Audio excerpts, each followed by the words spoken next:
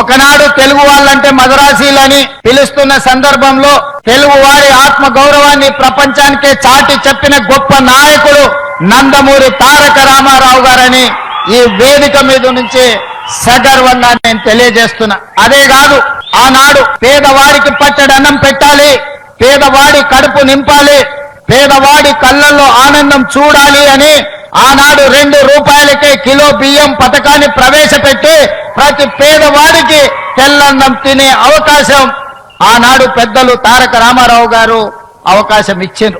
ఈనాడు ఆ రోజు ఎన్టీ రామారావు గారు ప్రవేశపెట్టిన 2 రూపాయల కిలో బియ్యం పథకాన్ని ఈ రోజు ఉత్తమ్ కుమార్ రెడ్డి గారు పౌర సరఫరాల శాఖ మంత్రిగా బాధ్యత చేపట్టిన తర్వాత ఈ పథకాన్ని ఇంకా వినూత్నంగా పేదలకు అందుబాటులోకి తీసుకెళ్లాలి అని దొడ్డు బియ్యం కాదు సన్న బియ్యం ఇవ్వాలి, నాణ్యమైన బియ్యం ఇవ్వడం ద్వారా ప్రతి పేదవాడి కడుపు నింపాలి అని ఈ రోజు రాష్ట్రంలో 3,17,00,000 మందికి ప్రతి వ్యక్తికి 6 కిలోలు ఉచితంగా సన్న బియ్యం పథకాన్ని ప్రవేశపెట్టి ఈ రోజు ప్రతి పేదవాడిని కడుపు నింపాలి, ప్రతి పేదవాడి ఆకలి తీర్చాలి అని ఈ పథకాన్ని కొనసాగిస్తున్నాం. గత ప్రభుత్వంలో మీకు తెలుసు, రేషన్ కార్డు రావాలి అని అంటే ఉన్నోళ్ళు ఎవరన్నా చనిపోవాలి అనే పరిస్థితి ఉండే. కానీ మన ప్రభుత్వం వచ్చిన తర్వాత ప్రజా పాలనలో లక్షలాది రేషన్ కార్డు పేదవాళ్లకు అందించి ఆ రేషన్ కార్డు ఇచ్చిన ప్రతి వాళ్లకు సన్న బియ్యం పేదవాళ్లకు తీసుకొచ్చి ఇచ్చి పేదవాడి కడుపు నింపే ప్రయత్నం మన ప్రభుత్వం చేస్తున్నది. ఈ వేదిక మీద నుంచి పెద్దలు ఉత్తమ్ కుమార్ రెడ్డి గారికి నేను సూచన చేస్తున్నా, ఇంకా ఎవరైనా తెలంగాణ రాష్ట్ర నలుమూలలో రేషన్ కార్డు రాని వాళ్ళు ఎవరున్నా ప్రతి పేదవాడికి రేషన్ కార్డు ఇవ్వండి, రేషన్ కార్డు ఇచ్చిన ప్రతి వాడికి సన్న బియ్యం ఇవ్వండి, పేదవాడిని ఆకలి తీర్చడమే మన లక్ష్యము.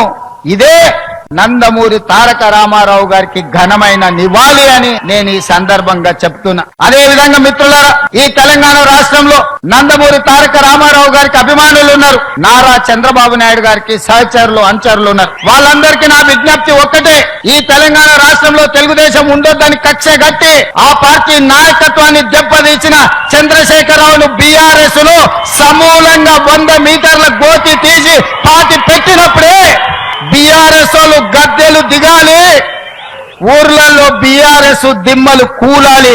అప్పుడే నందమూరి తారక రామారావు గారికి నిజమైన నివాళులు అర్పించిన వాళ్ళం అవుతాము. ఆ విధంగా మనము ముందుకు వెళ్లాల్సిన అవసరం ఉన్నది. బీఆర్ఎస్ ను బొందబెట్టాల్సిన బాధ్యత మన అందరి మీద ఉన్నది. మిత్రులారా, రేవంత్ రెడ్డి గారు నిన్న మాట్లాడిన వ్యాఖ్యలు చాలా తీవ్రంగా మేము ఖండిస్తా ఉన్నాం. బీఆర్ఎస్ జెండా గద్దెలు కూల్చాలని మాట్లాడుతుండు. బిడ్డను బీఆర్ఎస్ జెండా గద్దెల దోలికొస్తే నీ గద్దె కూల్తా జాగ్రత్త అని చెప్పి హెచ్చరిస్తా ఉన్నాం. దుమ్ము అయిపోతావు బిడ్డ నువ్వు. అయినా బీఆర్ఎస్ పార్టీ నువ్వు కూలిస్తే బీఆర్ఎస్ పార్టీ ఏదో జెండా గద్దెల్లో లేదు, ప్రజల గుండెల్లో ఉన్నది బీఆర్ఎస్ పార్టీ. బీఆర్ఎస్ పార్టీ జెండా గద్దెల్లో నువ్వు కూలిస్తే పోయే పార్టీ కాదు. తెలంగాణ ప్రజల గుండెల్లో పుట్టిన పార్టీ బీఆర్ఎస్ పార్టీ, ప్రజల హృదయాల్లో ఉన్నటువంటి పార్టీ బీఆర్ఎస్ పార్టీ.